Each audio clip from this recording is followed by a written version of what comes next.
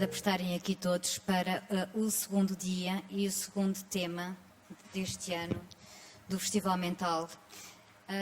No festival, um dos temas âncora é sempre, todos os anos, em todas as edições. Como sabem, somos um festival ainda muito jovem. De qualquer maneira, há sempre esta âncora, que é dependências. Dependências é um dos temas dentro da saúde mental mais caros. Nesse sentido, no primeiro ano, tivemos a falar sobre alcoolismo. No segundo ano, tivemos a falar sobre ciberdependência. O ano passado falámos de Fear of Missing Out. Portanto, mais uma vez ligado um bocadinho ao digital e às tecnologias. Este ano vamos voltar a sair da parte dos comportamentos e vamos voltar às substâncias. O tema, como vocês sabem, estão aqui por isso, vai ser drogas, toxicodependência e é, portanto, parte âncora falar de dependências neste festival. Para isso vamos ter aqui um painel de luxo para falar convosco, para prestar esclarecimentos também, se quiserem. E para isso eu vou já chamar ao palco. Eu não sei se eles estão a ouvir, coitados, já estão a levar uma grande seca. Estão a ouvir? Perfeito, maravilha. Isilda Santos vai ser a nossa moderadora. É jornalista e divulgadora musical. Vocês conhecem-na com certeza da Antena 3. A seguir chamo ao palco, por favor, o Américo Nave, orador e psicólogo clínico. Américo Nave. Podem dar palmas, faz favor. Mantendo os nossos moderadores. Vontade, sim. Dr. Rui Correia, por favor, ao palco. Rui Correia é médico psiquiatra, especialista em dependências e adições à luz, muitos anos. Trabalha em vários centros de recuperação e é...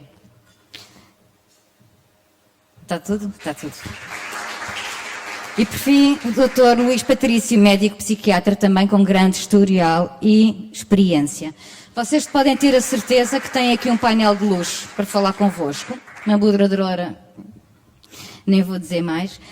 Podem estar sem máscaras e isto é porque depois às vezes há comentários nas redes sociais e tudo, fica já toda a gente avisada. No palco podem tirar as máscaras porque a distância de segurança com o público está a manter as regras e entre eles também. Pronto, está tudo dito. Estão aqui para esclarecimentos, estão aqui para ouvir e para se falar do filme, que espero que vocês gostem a seguir, que é o Benny's Back. Boa sessão, até já.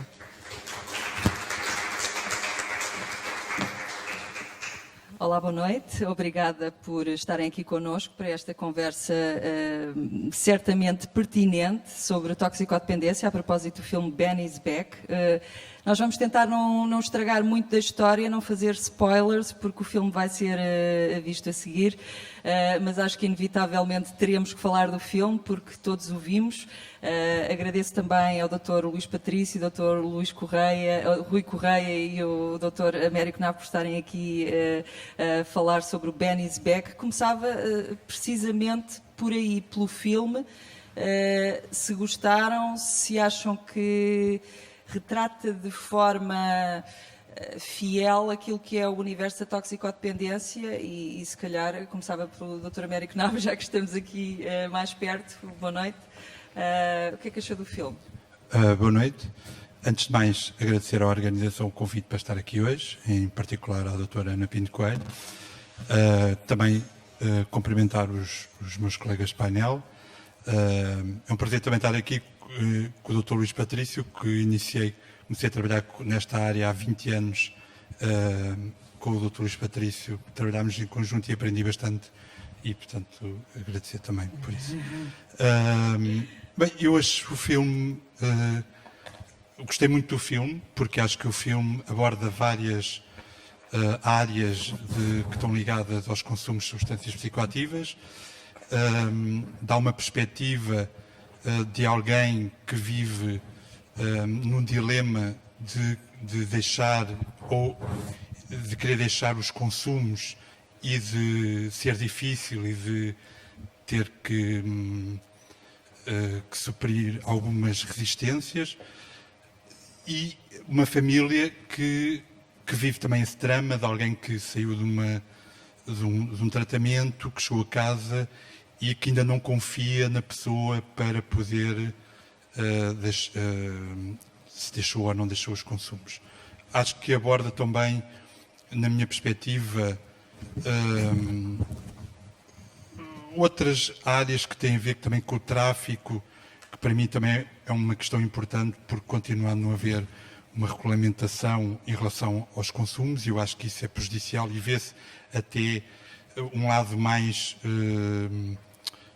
criminoso e que muitas vezes as pessoas são quase escravas desse meio, mas também aborda, por exemplo, uma área também da redução de riscos em relação aos consumos e, portanto, para mim, eu gostei muito do filme por abordar várias áreas e podemos ver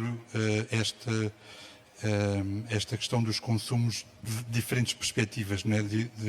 Da família que vive e que tem que conviver com esta... Porque é toxicodependente sozinho.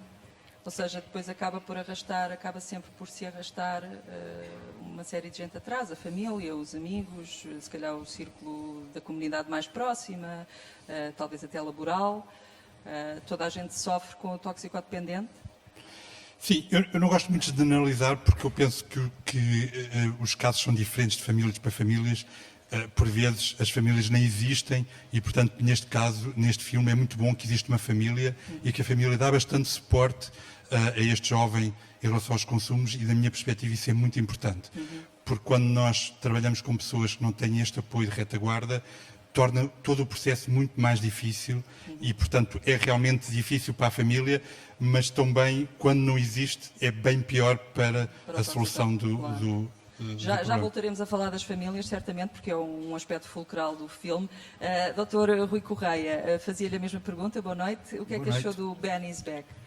Eu gostei bastante do filme. É um filme pesado, dramático, mas isso não tem importância nenhuma, porque o que é importante é que os filmes sejam bons. E este é um bom filme, na minha opinião. São mostrados muitos aspectos que envolvem a toxicodependência, em que realmente as famílias também sofrem bastante com este problema. E muitas vezes um dos problemas das famílias é precisamente, enfim, digamos que não há um manual como é que um pai ou uma mãe que tem um filho toxicodependente, o que é que deve e não deve fazer, o que é que pode e não pode fazer, e todas essas dúvidas são ali também mostradas. Vê-se também outro aspecto que é interessante, que é o toxicodependente muitas vezes faz o seu percurso numa grande ambivalência, porque se por um lado o consumir drogas lhe faz perder muitas coisas na vida, estabilidade, reconhecimento, muitas coisas. Por outro lado, no fundo, o toxicodependente consome drogas porque gosta de drogas, senão não as consumia.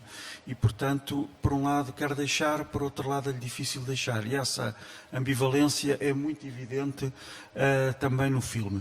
Depois aparecem ali também alguns aspectos familiares que, se depois quiser, posso falar mais tarde, que é, muitas vezes as famílias organizam-se de uma certa forma para lidar com o toxicodependente e desenvolvem comportamentos que nós designamos de codependência, isto é, embora querendo ajudar, desenvolvem formas de lidar com o dependente e com a problemática das drogas, que são designadas de codependência, mas que infelizmente no final o efeito é perverso, isto é, acabam por ajudar a perpetuar o problema, embora obviamente não seja esse o objetivo. Portanto, globalmente eu acho que vale a pena ficarem em alguma ignorância sobre a trama do filme, que é para terem o prazer de descobrirem o que é que lá se passa, mas eu aconselho-lhes vivamente a ver o filme, que é muito interessante. Dr. Luís Patrício, boa noite. Já estivemos a conversar lá fora também sobre o filme, mas agora gostava que publicamente dissesse qual era a sua opinião. Ok, muito obrigado, agradeço o convite. E antes de ir ao filme, só homenagear o pai da Madame Pinto Coelho, porque convidou-me um dia para ir ao seu programa falar sobre este livro, em 1995, e diz aqui: não seja cúmplice de droga, de vidas de droga, e onde parte das questões que estão neste filme, este livro também procura ajudar a refletir. Eu costumo dizer que quando ouvirem falar de droga, do que eu vou dizer, desconfiem. Portanto, se há droga, desconfiem. Desconfiem do que eu digo, desconfiem do que ouvem, desconfiem da qualidade, desconfiem do que é dito, desconfiem de tudo. E depois vão confirmar se é verdade. Porque, infelizmente, é necessário desconfiar. Se comprarem na rua qualquer coisa, desconfiem. Se ouvirem na rádio, desconfiem. Vamos ver. Neste sentido, a desmitificação, tirar o mito, este livrinho da Holanda explica aqui que, eu vou pedir aqui ao meu colega, por favor, de ler só aqui o ponto A2, alto, para o microfone, se faz favor. O ponto A2? O A2. O trabalho da mala da prevenção é isto, é pôr as pessoas a refletir. Esta é a mala das famílias, não trouxe a dos profissionais, que é muito grande. Portanto, o ponto A2 diz, nos Países Baixos as drogas estão legalizadas? Interrogação. Não. Tanto em relação às drogas leves. Pronto, obrigado, já chego. Ok. Há 2 anos... Mas isso não é o que nos dizem. Certo. Há 2 anos isto mudou. Eu posso ter em casa uma quantidade limitada de planta de cannabis. Portanto, durante muitos anos, disse que na Holanda assim assado.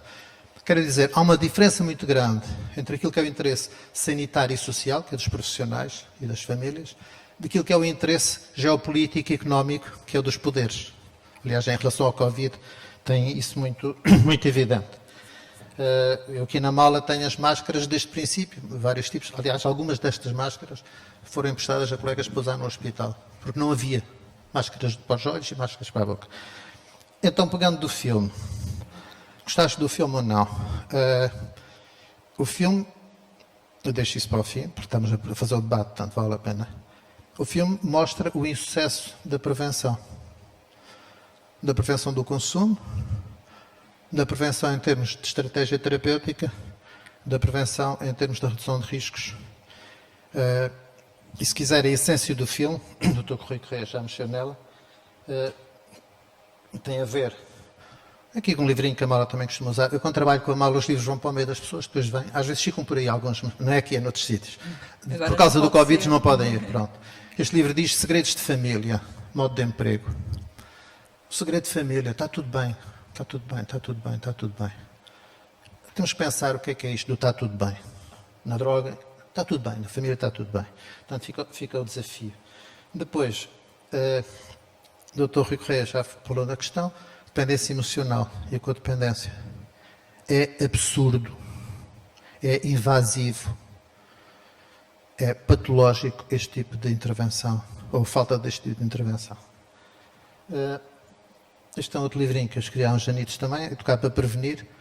Portanto, eu diria que é muito modesto, aliás, edição de autor, mas de facto é necessário falar a verdade da realidade e não a fantasia da casa dos outros ou das políticas dos outros.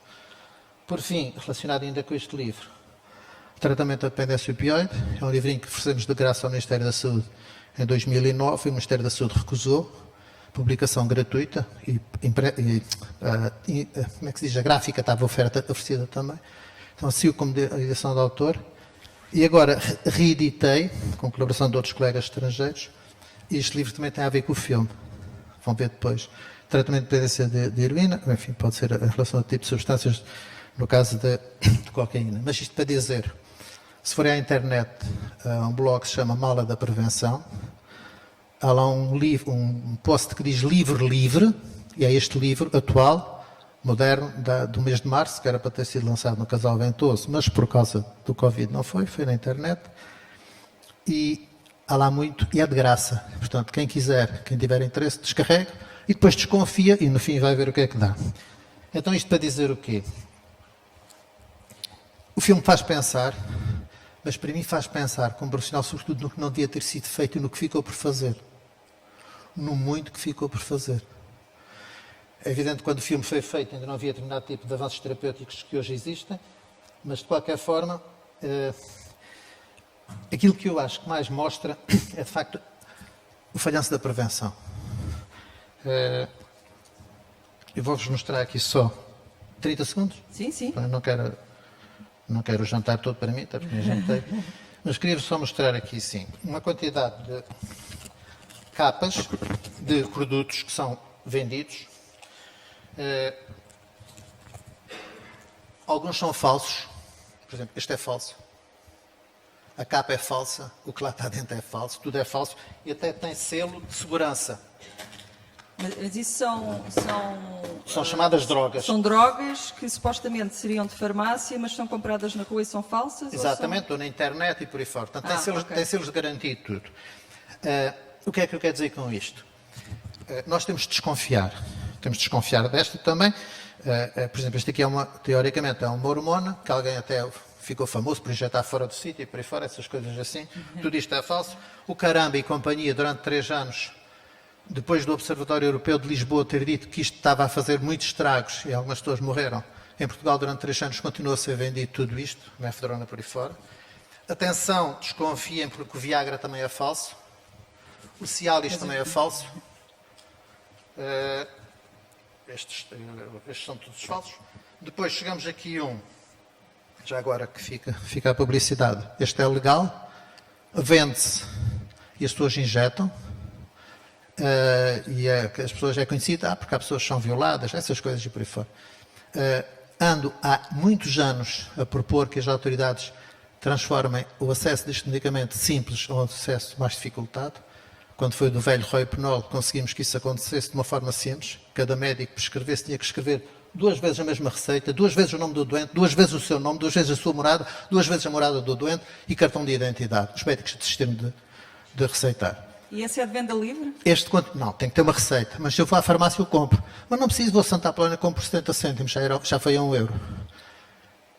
Ainda na semana passada estive com uma pessoa e publiquei no blog, no Facebook, Mala da Prevenção, os braços tudo picado à moda antiga. Portanto, isto está tudo bem, não corresponde bem assim. E pronto, e acho que já chega para dizer coisas que não estão muito bem. Há aqui um outro medicamento, este é o tal que agora é em spray, mas já também injetável, que no filme dava jeito de ter, depois eu não vou agora falar mais disso. Este é só um medicamento que ajuda a reduzir o consumo de álcool, sem ser contra o álcool, mas é um ajudante para reduzir o consumo de álcool e que não é apoiado pelo Estado e que devia ser apoiado. O similar dele para outras funções é apoiado. Portanto, o que é que quer dizer com isto? Se é droga, desconfie das boas vontades, desconfie das competências, desconfie da minha competência. Se calhar devia estar calado, porque disse coisas que já não devia ter dito. Mas vão ver a verdade da realidade e percebam que de facto não é tudo como a gente pensa. E naquele filme o que é que acontece? Nós imaginamos a América assim assado. Ontem publiquei um filme de um colega psicanalista, salvo seja, professor da Universidade, da Faculdade de Medicina de Mount Sinai, em Nova Iorque. Amor, dependência e adição. Vão ver. E devo dizer que a forma como é feita a intervenção nos Estados Unidos em certas áreas é muito complicada. Alguns são privilegiados. E aquilo que nós tínhamos de bom foi-se perdendo, estamos quase a ficar como os Estados Unidos. Quero dizer com isto, nós temos que ser mais exigentes em competências e não ter a vitrine e depois o armazém ser muito pobre. Se é droga, desconfie. No filme, o filme não é bem de droga, o filme é de falta da prevenção e um filme policial. Aí depois temos ainda muito para falar sobre as autoridades e tomei algumas notas, mas não vou dizer mais nada agora. Muito obrigado. Quem sabe se ainda não vamos falar dessa parte mais policial do filme, mas eu pegava numa expressão que o Dr. Rui Correia utilizou, que é do Manual de Instruções. E acho que o filme, uma vez que retrata, sobretudo na primeira parte, concentra-se muito na dinâmica familiar, é um drama familiar, na verdade, depois acaba por se desenvolver como um thriller, mas começa por ser um drama familiar. Colocou-se-me essa questão precisamente, perante as incertezas de comportamento, por exemplo, da mãe, interpretada pela Julia Roberts, e todo o desempenho que ela tem ao longo do filme levantou, enfim, algumas dúvidas sobre se ela estaria a ter aquilo que é o comportamento ideal para um toxicodependente. Mas antes de chegar aí, a minha questão é: há um manual de instruções para lidar com estas situações? Existe? Não existe, mas eu sou assumo já isso, que sou um grande defensor, para além do tratamento médico, da intervenção psicológica, etc., necessária nas toxicodependências e muitas vezes tratamentos em comunidades terapêuticas e tudo, mas sou também um grande defensor do envolvimento das pessoas nos grupos de autoajuda, ou seja, NA, Narcóticos Anónimos, AA, Alcoólicos Anónimos, e era este ponto que eu queria chegar, Al-Anon, que é para as famílias. São grupos das famílias anónimas. Das famílias anónimas. Porquê? Porque nessas reuniões das famílias há de facto uma troca de experiências de famílias com pessoas com a doença, dependência química, em várias fases, uns já, digamos, numa fase de recuperação, outros numa fase inicial, outros numa fase intermédia, e essa troca de experiências em que permite perceber que há estratégias que funcionam melhor e outras que funcionam pior, para mim, é das melhores maneiras que uma família tem, um familiar tem para aprender como é que há de lidar com o problema. Porque depois as identificações, as perguntas que surgem, tudo isso é extremamente importante. E o funcionamento é semelhante, são reuniões como dos Alcoólicos Anónimos? É semelhante, exemplo, os princípios. Cada um, fala e conta a sua história? A única coisa que é necessário para participar é ter um familiar que tenha problemas desta área e pretender, digamos, saber como lidar melhor com esses familiares.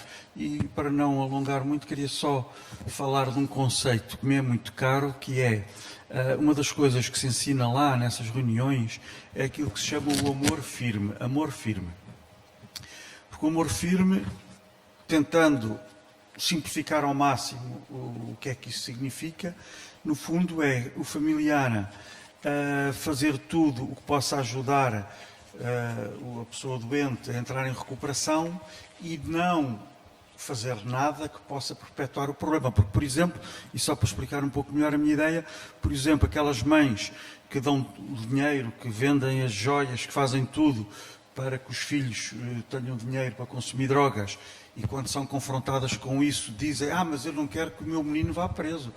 Isso era uma vergonha para a família e, portanto, eu não quero é que ele vá preso. Isto é um exemplo, por exemplo, do que não é o amor firme, porque tudo o que ajude a facilitar e a perpetuar os consumos, obviamente que não é recomendado, por muito doloroso que seja em determinadas circunstâncias. Então, e a Julia Roberts age bem ou não age bem? Em algumas coisas bem e noutras age mal, mas como eu sou um grande fã da Julia Roberts, eu mesmo assim, eu dava-lhe nota positiva, apesar de tudo. Américo, concorda? Sim, na minha perspectiva, age bem. Praticamente o filme todo há uma série de... Mas ela é consumida, isso quer dizer que para ajudar... Ela consome-se completamente no filme, não é? Sim, quer dizer, mas ela tem ali um lado de amor, que é isto que o Dr. Rui Correia estava a falar, pela positiva perante o filho, mas ao mesmo tempo tem um controle sobre as substâncias e não deixa que ele venda coisas, guarda as joias logo no início. Quer dizer, tem aquele comportamento firme, que é o tal amor, penso que o Dr. Rui Correia estava a falar disto, que é, mas por outro lado diz: mas tu tens capacidades, tu acredito em ti, eu não te vou largar, estou contigo. Mas depois, quando é para dar dinheiro ou para facilitar o acesso ao consumo, tem uma posição firme. E eu queria também só aqui dizer uma questão que eu acho que depois se relaciona com isto que estamos a falar, que é todas as pessoas consomem substâncias psicoativas. E também há um grande estigma em relação às pessoas que consomem substâncias. E vê-se também neste filme o peso no jovem de todo o passado que teve. E isso tem muita influência no próprio tratamento. Porque há ali aliás, o filme, a determinada altura, parece que ele não aguenta sequer com o passado que teve e quer pôr fim às coisas. E, portanto, por isso és também sempre apoiá-lo pelo lado positivo e a falar do passado como isso foi um passado que teve que acontecer, mas que agora é preciso, importante olhar para o futuro. E esta questão do estigma é muito importante, porque nós não podemos falar como se fosse possível as pessoas não consumirem substâncias, porque toda a gente consome substâncias. Algumas são socialmente incentivadas. Umas são legais, outras são ilegais. Mas a maior parte das pessoas consomem substâncias psicoativas e, portanto, na minha perspectiva, é um erro, porque cria um estigma e põe estas pessoas numa situação de maior exclusão e de maior vulnerabilidade, quando se passa um discurso de que é possível que estas pessoas não tivessem a consumir substâncias e que a responsabilidade é dos próprios. E também é muito importante envolver os próprios na resolução do seu próprio problema, que eu acho que a mãe, a determinada altura, também tenta fazer isso. Dr. Luís Patrício, o desempenho da Julia Roberts ou o comportamento desta mãe merece-lhe algum comentário? A Julia Roberts é fabulosa. O papel da mãe é desastroso. mãe faz uma série de coisas que não devia fazer. Mesmo com o conceito de amor firme. Sim, essa parte aí. Mas a mãe passa a ser uma polícia. E se me aparece alguém em casa, qualquer um de nós, tenha alguém a trabalhar... Desculpa, a trabalhar, tive aqui um lapso. Ok. Se aparece junto de nós alguém que está em tratamento do nada e nada se sabe e nada se percebe, então alguém está desenfiado. Na tropa diz que está desenfiado.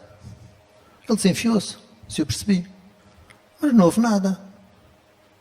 Portanto, a farsa, a mentira começa aí. Então, eu digo assim, qual é o sofrimento daquela pessoa para sair do projeto terapêutico e ir para uma farsa? É dia de Natal, ok. O que é que eu vou levar para o Natal? Portanto, há aqui uma farsa. Pronto, e a senhora engola a farsa e vai por aí fora. Portanto, eu digo que ela, de facto, interpreta muito bem.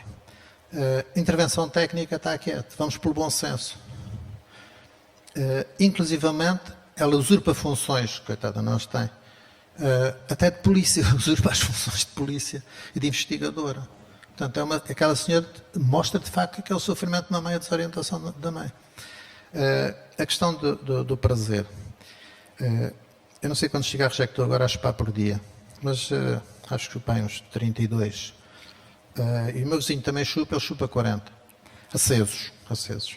E eu perguntei-lhe outro dia, quantos é que tu chupas de prazer? Mesmo o prazer, aquilo que só sabe dizer o que é o prazer de chupar um cigarro, quem já chupou. Portanto, quem tiver aí nunca chupou não percebe esta conversa. Mas quem tiver aí que já tenha chupado um cigarro aceso, aquela coisa do sacudir, pôr-lhe na ponta, dar-lhe fogo na ponta, pôr na boca, abocanhar, apertar um bocadinho, chupar, sentir o quente a entrar, é um prazer do caraças para quem gosta. Por exemplo, a dopamina lá em cima, passado 9 segundos de inalada,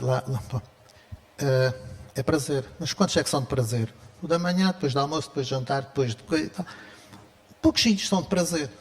E quantos é que são para tirar o efeito estimulante que a nicotina tem? Eu sou médico, toda a noite de serviço, tenho que estar acordado, sou chofer, sou professor, tenho que fazer pontos, buscar o efeito da nicotina mais cafeína. E quantos é que eu chupo para não ir para não dar um tabefe a alguém, ou para fazer um sorriso, lá e mascar dentro todo. Portanto, como se fosse ansiolítico. E quantos é que eu chupo porque são parvos, nitidamente? O meu primo trabalha lá na Philip Morris, mete lá uns aditivos e eu estou a puxar um atrás do outro. Portanto, tenho uma relação neurotizada com aquilo. Portanto, não é prazer. Quando eu vou consumir heroína, estando em privação, há uma questão que eu acho que tem que ficar clara em algumas pessoas. Consumir não quer dizer que seja doente. Consumir em ciclo de dependência, nitidamente há sofrimento. E, portanto, o consumo é o alívio do sofrimento. Se eu estiver a tomar, ontem falava com alguém, estou a tomar metadona, e deram-me 5 miligramas, depois passou para os 10 e por aí fora. E eu continuei a consumir. E depois disseram, agora são os dias, depois vou-te a tirar porque isso é droga. E depois foi para outro médico, o meu outro médico passou para os 40, 50.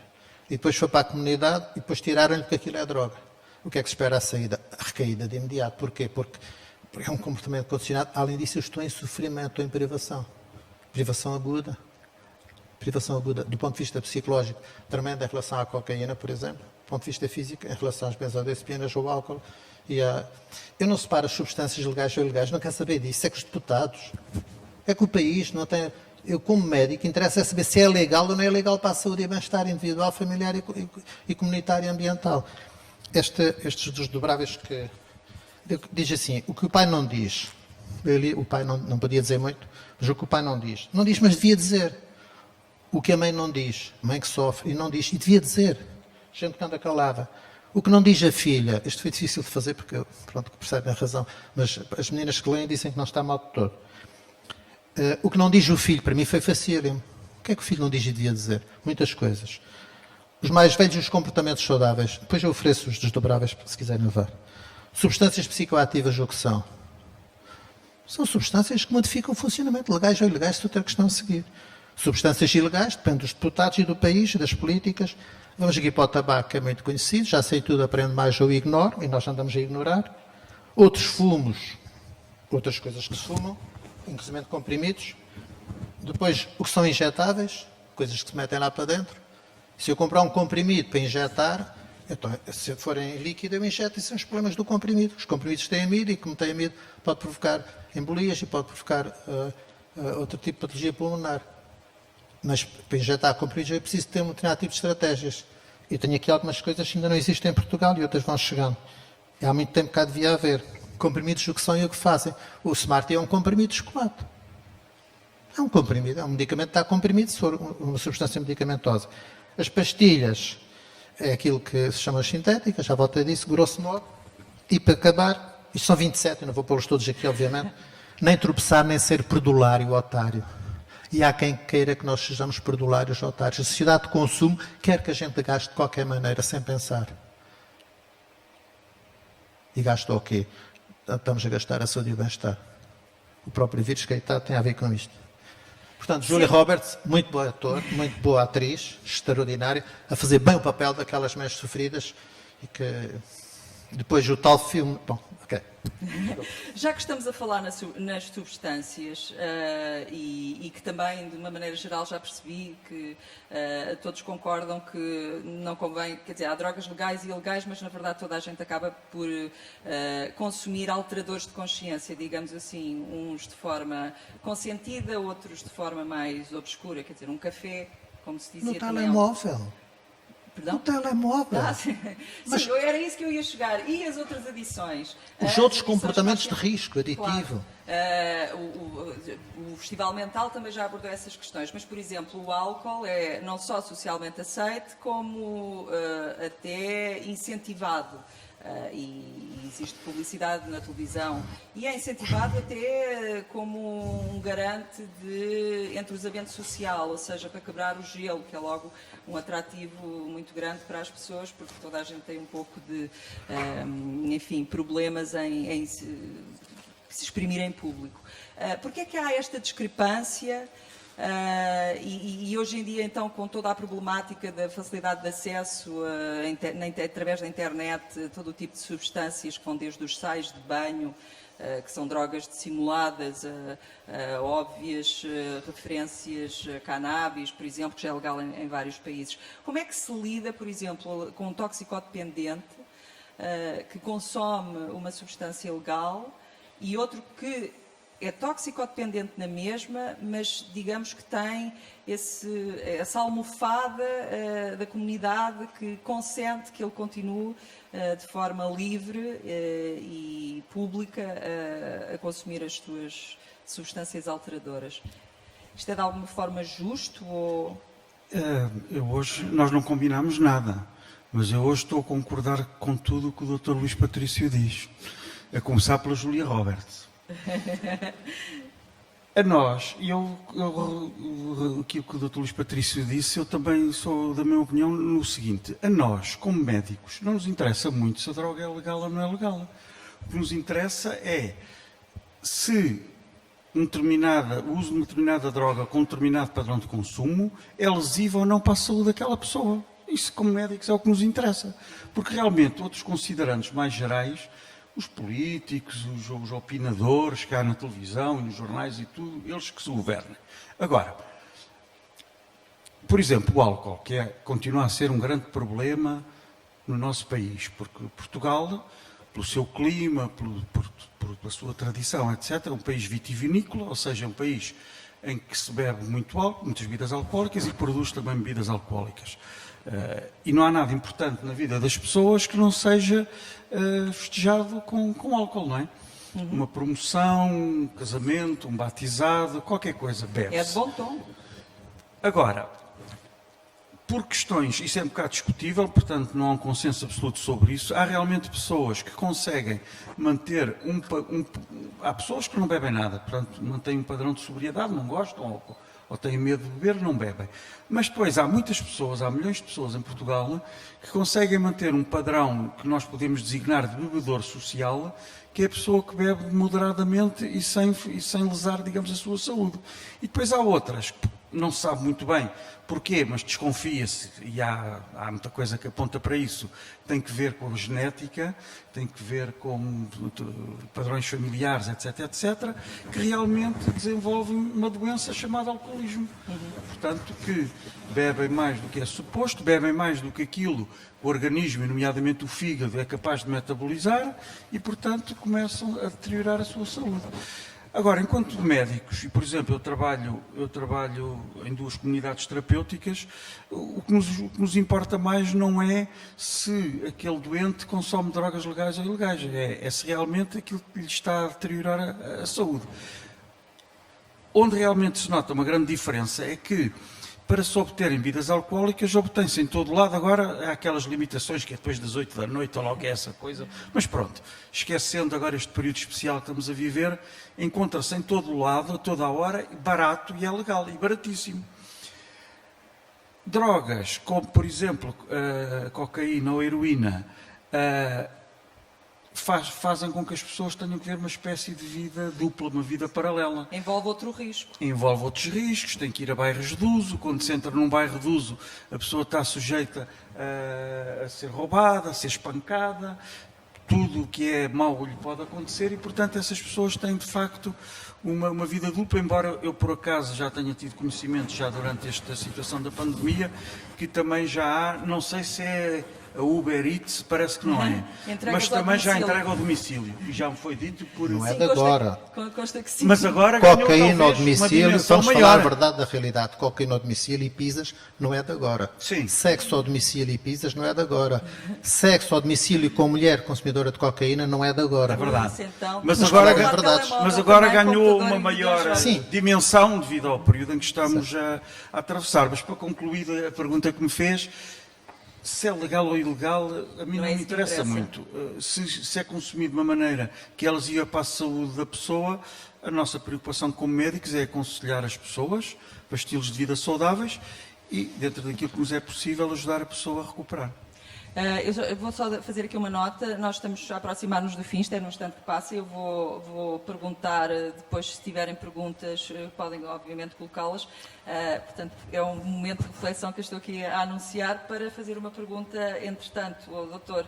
Américo Nave, que tem a ver com esse risco e essa entrada, digamos que num universo mais em colapso, que é das pessoas que...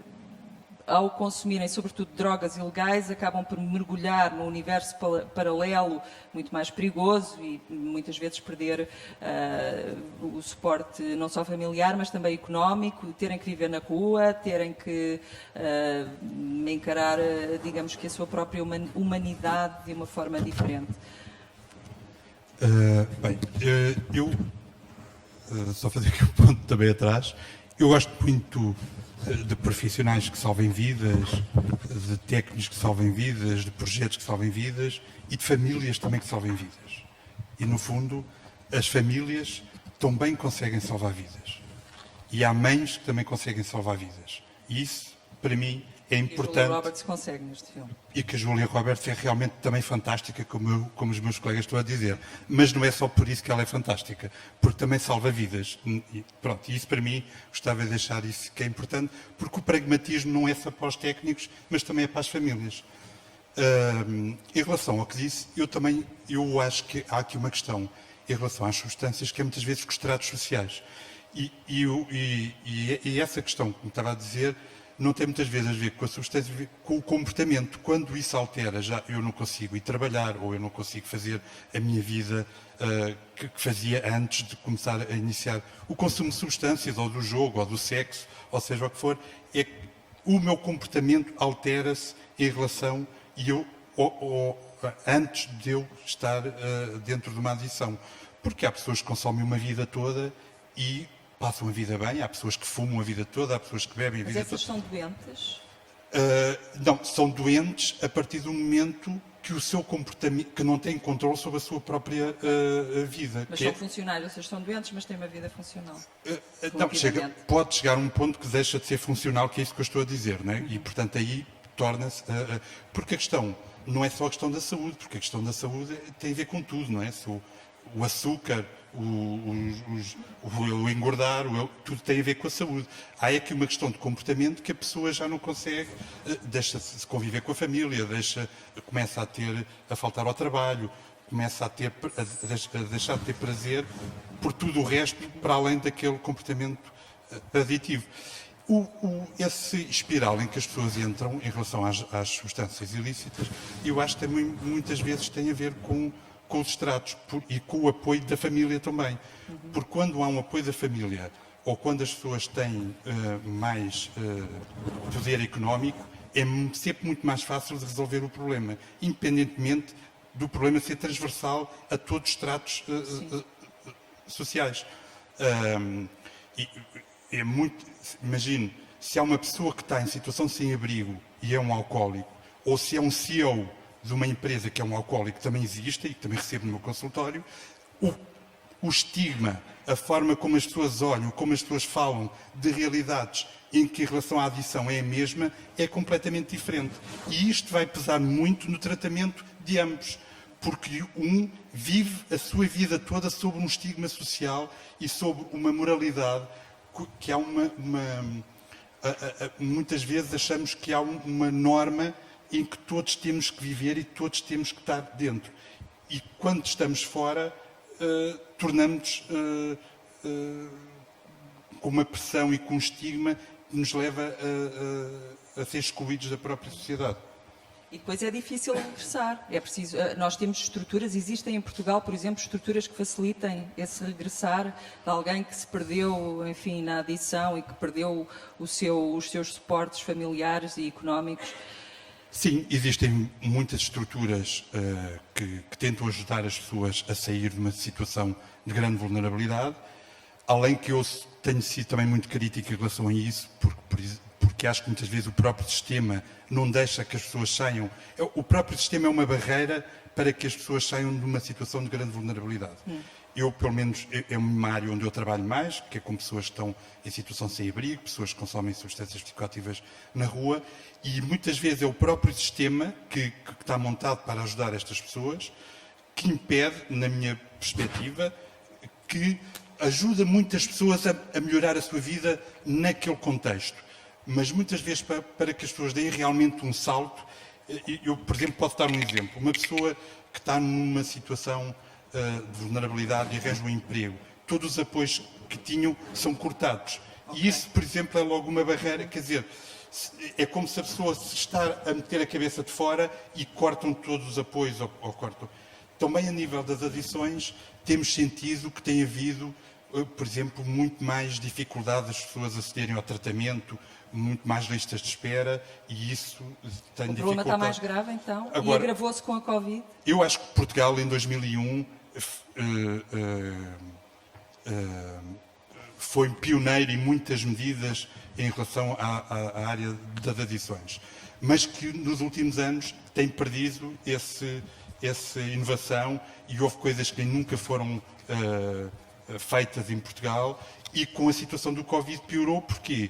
Porque os serviços fecharam, as pessoas mantiveram-se na rua, muito mais pessoas a chegarem à rua, porque o que aconteceu com muita gente foi só que perdeu o emprego. Porque às vezes também há uma ideia de que as pessoas que estão na rua já nasceram na rua.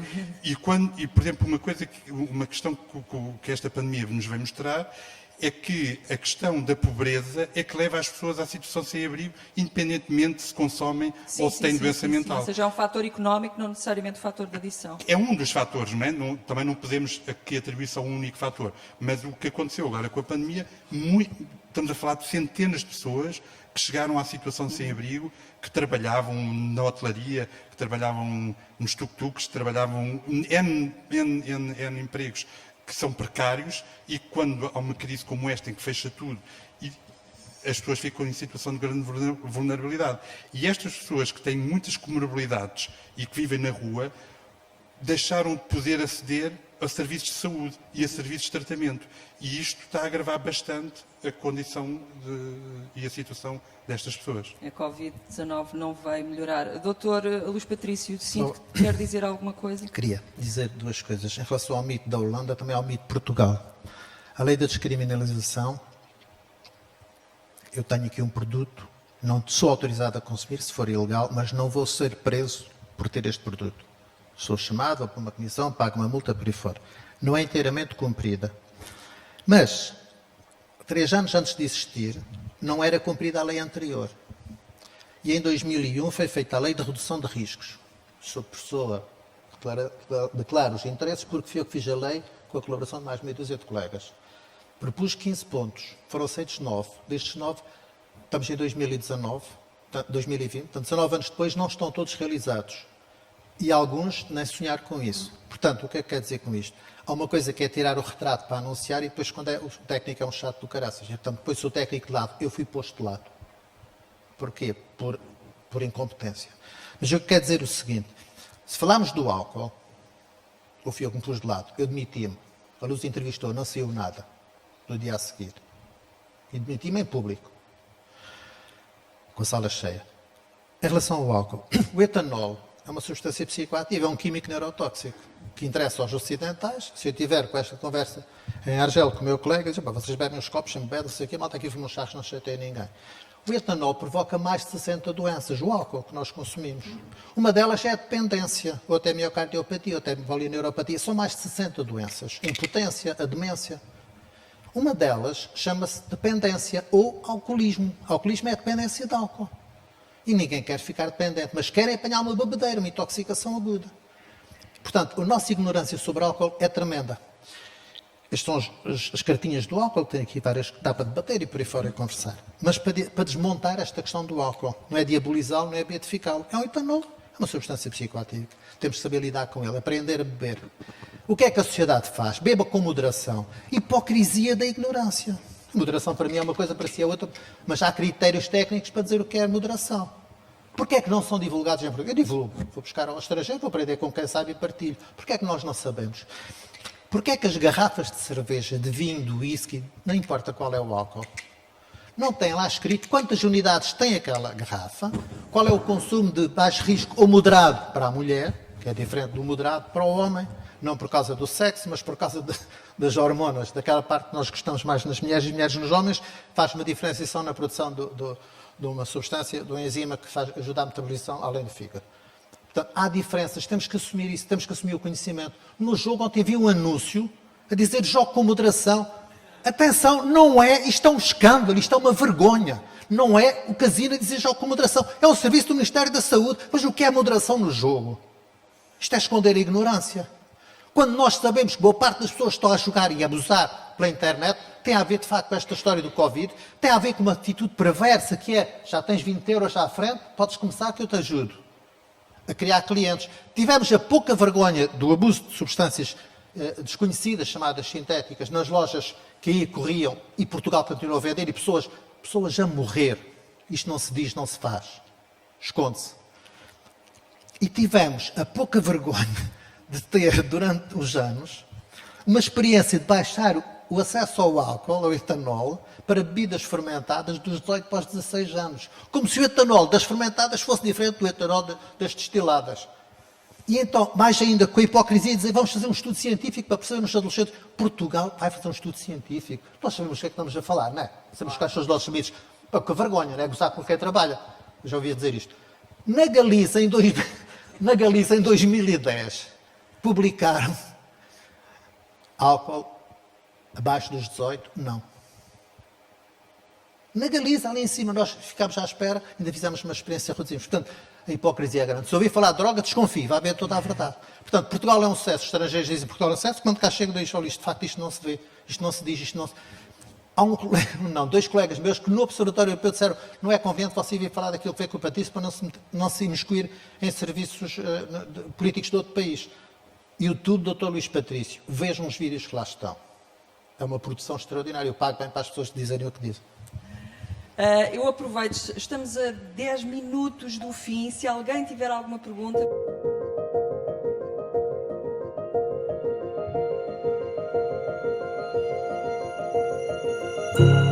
Pois, eu concordo que a linha é eterna, não é? Isto não é matemática. Depende das pessoas, tanto dos familiares como dos doentes, é complicado. E há até um fenómeno curioso que muitas vezes lhe se chama o doente designado. Talvez vá um bocadinho ao encontro daquilo que está a falar, que é, há um doente na família, por exemplo, um toxicodependente, um alcoólico, e a família organiza-se para ajudar o doente e para controlar o doente. E depois o doente, numa certa fase, vai para tratamento e, passado uns tempos, entra em recuperação e volta ao seio familiar. E ao contrário do que seria de esperar, a família depois não sabe lidar com isso, porque como mobilizou todos os seus recursos físicos, psíquicos, etc., económicos, para ajudar o doente, se lhe tira o doente, depois não sabe lidar com isso. O que é que eu quero dizer? É que isto é muito complexo, é muito complexo. Nós estamos aqui a tentar simplificar conceitos muito complexos. De qualquer maneira, eu penso que em relação à problemática das famílias, as reuniões das famílias anónimas são das melhores coisas que pode haver, de facto. Pode ajudar muito. Obrigada. Eu agora tenho mesmo que fazer o papel da amada fita, por várias razões, dar algumas instruções. A sessão está a chegar ao fim. É preciso saírem desta sala, irem diretamente para o filme, mas terão que sair do São Jorge e voltar a entrar, porque portanto, é um processo logístico que ainda... Ai, não? Pronto, tem que sair desta sala e ir diretamente para a sala onde é o filme e não há tempo para muito mais. Desculpem a confusão. Estamos... sim, eu acho que sim. Se calhar deixando aí para as pessoas levantarem é capaz de ser mais... Ok. Muito obrigada a todos. Quer dizer, ficou uma pergunta fundamental, mas é que acho que é a pergunta que fica sempre em aberto, que é o que é que se pode fazer para este problema se resolver. Doutor. Por trás do consumo há uma lógica. Muitas vezes a lógica do consumo é aliviar o sofrimento. Havendo critérios de dependência, nós dizemos que é dependência. Não havendo critérios de dependência, dizemos aquela relação com o jogo, com o sexo, com o chocolate, com o álcool, com a substância, com o comportamento de risco. Aquela relação tem uma função. Muitas vezes essa função é aliviar sofrimento que está escondido. Se o tratamento que é aplicado for em relação à dor de dentes e não tratarem o dente, não tratarem a higiene oral, se a pessoa não reaprender a usar a boca, as coisas vão para trás. Portanto, muitas vezes as coisas falham, também porque não é feito o tratamento daquilo que está por detrás. Se eu tiver uma depressão e beber, tiram-me o álcool, a depressão continua lá. Se eu tiver uma depressão e consumir compras, tiraram umas compras, cartões de crédito, isso tudo, não trataram a depressão e volto à desgraça das compras, depois com o Cofidis e com essa porcaria toda. Eu não estou a inventar. Se a comorbilidade não for conhecida para ser tratada, estamos aqui a fazer o quê? Para isso é preciso ter competência. Muito obrigado. Muito obrigada. Peço desculpa. Não, queria só também completar essa questão, que é tratar estas questões como se fosse qualquer outra doença, e não como uma doença de alguém que é um criminoso ou alguém... Portanto, é uma doença como outra qualquer. Acho que isto é uma questão muito importante para ajudar as pessoas. Não estigmatizar mais. Sim. Obrigada. Bom filme. Boa noite.